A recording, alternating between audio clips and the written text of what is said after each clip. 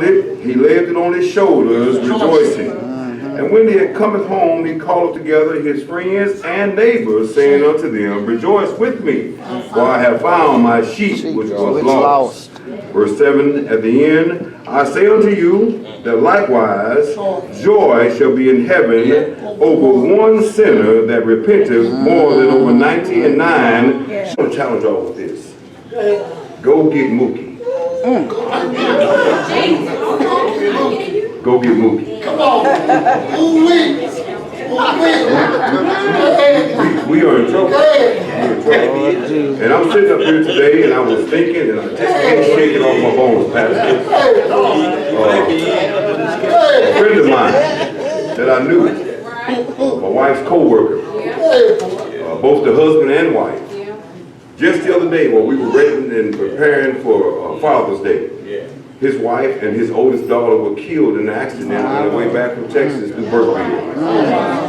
Their 18-year-old daughter was driving the car like my 18-year-old son drives the car every single other day, driving from Leesville back to Alexandria. And his beautiful wife was killed in the accident. And then his two twin sons were ejected from the car, and they're going to have severe problems with their bodies and their mental capacity. And then we come to church, and we forget there's a hurting community all around. Go get Mookie. All right. There's an epidemic. Brother Frank, when 1 in 5 African American men will go to prison. Now, not just to jail, but to prison. When we only make up 13% of the populace in the whole country, but we make up 60% of those in jail. Right now in the federal penitentiary, there's 220-some thousand men in prison. 67,900, about 53 of those are African American men. That's a federal prison. But then in our other judicial system, there's 6.8 million people in jail in America. And 2.3 million of those people are African American men. We still only make up 13% of the people in this country, but then we have almost 60% of those that are incarcerated. And if you don't mind, if you look to your left and right, 3 out of 5 men in this church right now either been to prison, on their way to prison, or they just got out.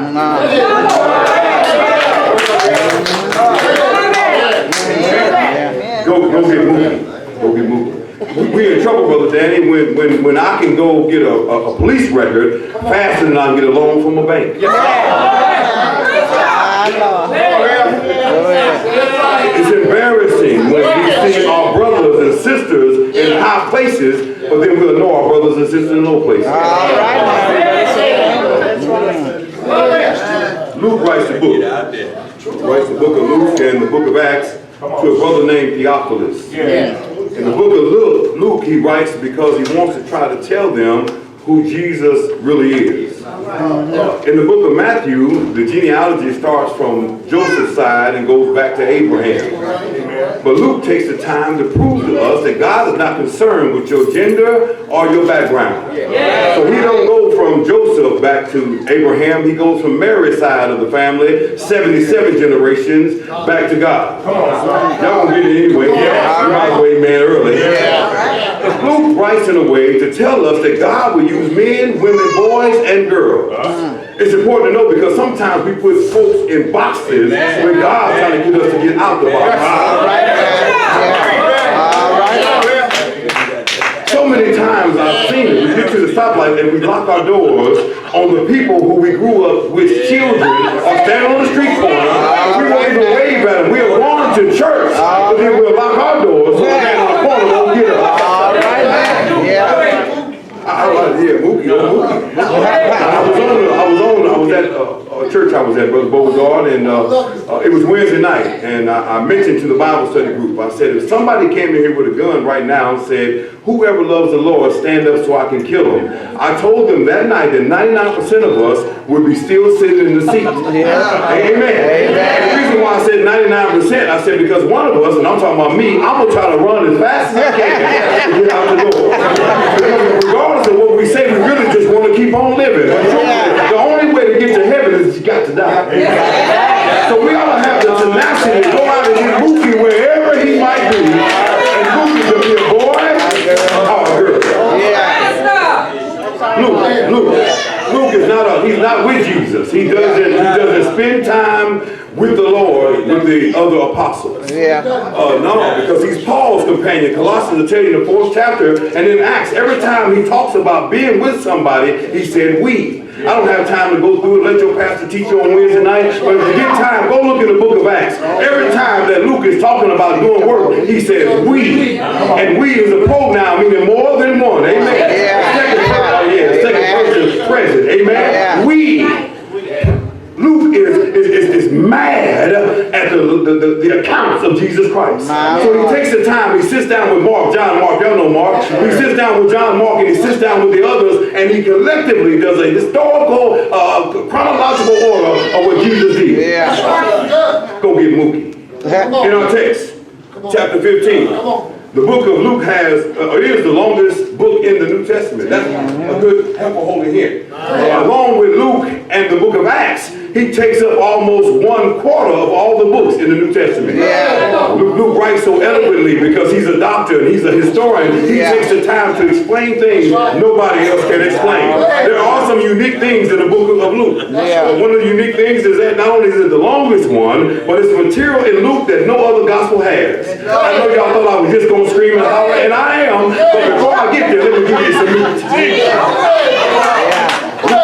Luke has some unique characters. He talks about Zechariah and Elizabeth, Simeon and Anna. He talks about Simon the Pharisee and the prostitute. Then he talks about Emmaus, and the disciples. It's something funny about Luke. Luke always ties relationship and people together. And that's what we all It's something about being with folks when you're on the same accord. It was in the second chapter of Acts that the Lord didn't move until they got into one place and on one accord. Go get Mookie. Go get Mookie. I was trying to ask the Lord, why did you put this on my heart? It's because we do everything else but get Mookie. We'll talk about them being dope dealers. We'll go down to the courthouse and pay the fines, but we won't bring them to the house that can eliminate the fines. I really appreciate what the Brotherhood does. I am elated because you all are doing something I have not seen in my short time as a Christian. There's nowhere else that the Brotherhoods get together to make sure they take care of their young men. You have done what no other ministry in the state of Louisiana that I know of has done. Not only do you take care of the young men during the summertime so they're not out on street corners selling dope, you give them jobs. But also, you also fix folks' houses. People can ask for help. I'm just going to talk about it. And they come and take care of things.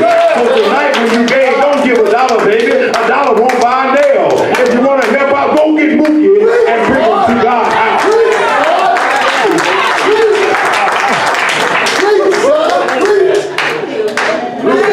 It's broken up into 2 parts. Luke has 2 parts from chapter 1 to chapter 9 and verse 50. Luke kind of tells us how Jesus progressively walks through Galilee, preaching and teaching to people who do not want to hear the gospel. And it's amazing that in our text, while he's preaching and teaching the gospel and healing, somebody's healed that had been laying there for 38 years, and they're starting to complain because the man got healed. Can I ask y'all a question? If you bring me to church and God turns my life around, why in the are you mad because God fixed me?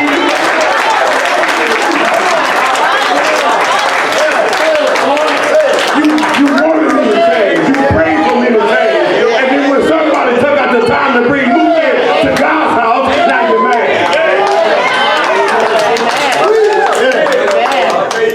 The first part, chapter 1 through chapter 9, verse 50, he's working on the progressive move of Christ as he passed on the gospel of Jesus Christ. Then the second part of the book of Luke, he shows Jesus in a compassionate state. He's planning to die, but while he's on his way to die, he's still fixing folks. And that's what we get our text. On our way to heaven, we got to be trying to get people to get their lives turned around. Time about just having church and having events. I want somebody sick to come in church and leave healed. I'm looking for somebody who's blind to come in with both of their eyes working. The Bible says, Jesus said, greater works than these shall you do. Well, what was the word? Dead men walk. Blind folks saw here. People who couldn't hear were able to hear again. I don't want to play church. Go get Mookie.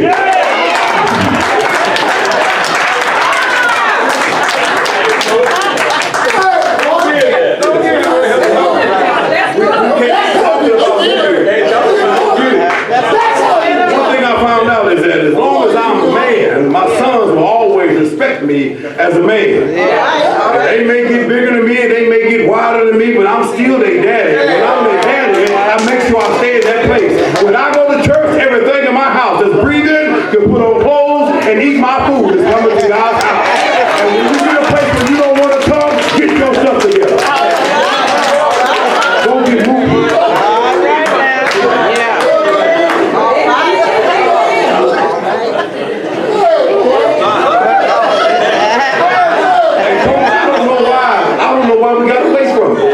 It used to work. If you was mad at me at home and sent me to school, you called the coach and told him, you know, Clifford been acting up. And the coach would do some things at school to tighten you up too. But nowadays, if the coach say something to the kids, the mama want to go kill them.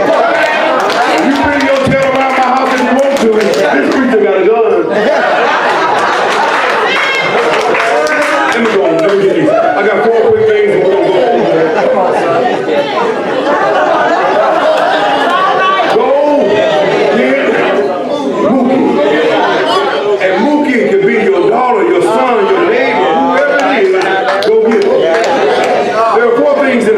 Chapter 15 of Luke, as God shows us through his parable, as he tries to teach them, after doing the right thing for a man who is sick with drawsy. He heals them, and then the Pharisees begin to murmur and talk about what he's done right. And that's just a helpful holy hint for you to hear today. I don't care how much good you do. Paul said, evil is always present. What you got to do, baby, is remind yourself you know it's going to be there. Just tell evil, ain't nobody got time for that. Let's look at the text. In verses 1 and 2, there is a way that a place that we should be. There is a place that we should be, but we're not. Because when we're on our way to the house, we normally go another way because we know the trap house is at the corner. So instead of going by the trap house, we'll cut a corner around another corner to get to God's house. But in the text, my brothers and sisters, the Lord tells him, in the text it says, then drew near unto him all the publicans and the sinners for to hear him. And then the Pharisees and the scribes murmured, saying, this man receiveth sinners and eateth with them. Well, in Luke the 19th chapter, in the 9th book, particularly the 10th verse, he said he didn't come for those who are already well. He came to save those that were lost. That's why God came down through 42 generations. Don't y'all stand up, I ain't done yet. But he came down through 42 generations so we could be saved. So around the world are saved folks only in God's house. Somebody help me go get Mookie. It's in the text. He says to them that the world and Satan will always try to find some problem with what you're doing. You want to feed somebody, you didn't give them enough. You want to give them clothes was old. You give them a ride, your car didn't have air conditioning. You dropped them off too far. They always got something to say. I'm telling y'all, you tell them, ain't nobody got time for that. I'm going to get Mookie. There's some wisdom under that tree that you can't get nowhere else. And while we're talking about it, many of us have been under the tree. Amen. But some of y'all gotta have your mind made up to go where they are, because they ain't coming where you are. Amen. My second point is, once we get there, we gotta know how to act. Jesus purposely started speaking so the Pharisees and the Sadducees could hear him. And he knew while they were listening, he could help some folks that really wanted to be helped. But in the text, it tells us once you get to where you find them, there's some things you ought to be able to do. Verse 3 says, and he spake this parable unto them, what man of you having 100 sheep, if he lose one of them, do not leave the 99 in the wilderness and go after that which is lost until they find it. Can I ask y'all a question? How many of y'all went and got Mookie this week? How many of y'all let Mookie stay on the couch while you came on Sunday? How many of you went by Mookie on your way to God's house? How many of you was laying in the bed with Mookie? How many of you wish Mookie would come over tonight? But you didn't make him come to God's house.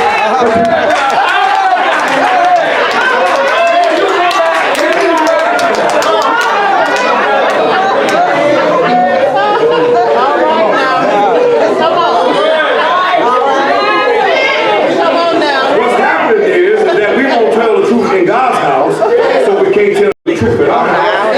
And we're trying to warm it up and make it warm and fuzzy and put sugar water on it. But I'm trying to tell you, if you drink sugar water all the time, you're going to lose your teeth. You're going to get diarrhea.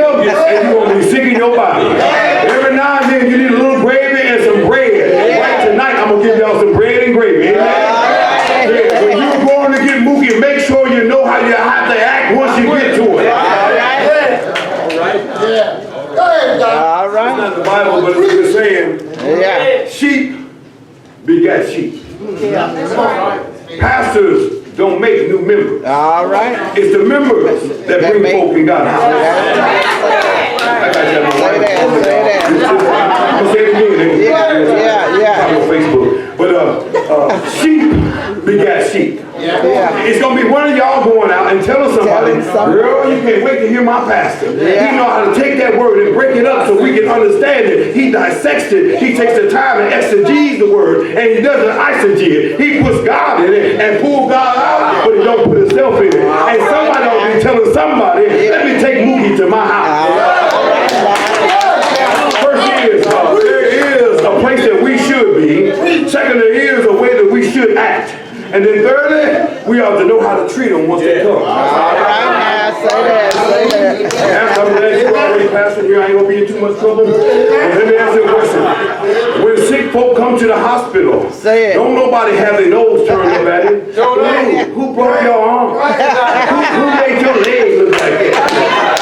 Who broke your eye out your socket? And that's what we do when they come in God's house. Ooh, her skirt is so short. Ooh, her shirt is too tight. She got too much stuff hanging out.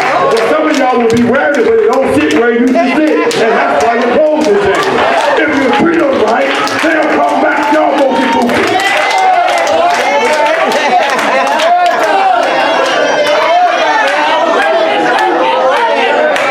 We have to quit playing because the Lord wants us to get people from out there to come in here. And every third Monday we preach and we scream and we holler, but I don't see no Mookies. I want to see a dope dealer come in one Monday. I want some prostitutes that still trying to figure out if they can change it out. Where the crackheads at? Where the ex-alcoholics at? All of us have been Mookie at one time or another, so we got to know how to treat them once they come to God's house.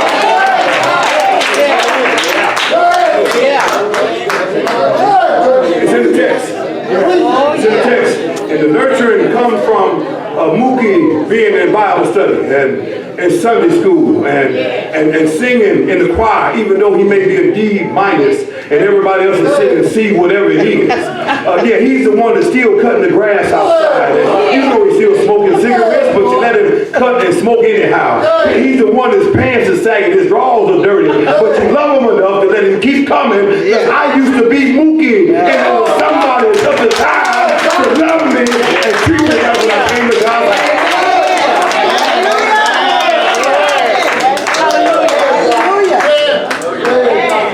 The text says in verse 5, and when he had found it, he bringeth it on his shoulders, rejoicing. When he found Mookie, when he found the sheep in the text, Frank knitted, when he found the sheep, when he found him on drugs and alcohol, when he found him stinking and laying in the gutter, when Hosea found Gomer laying up with another man after having 3 children, he still paid 15 skettles to get his wife back. He could have left her there, but he took her home on his shoulders. If one or two of y'all will get happy with me here today, go find Mookie and bring him back on your shoulder. Don't talk about him. Don't leave him on the corner, but bring him with you. Go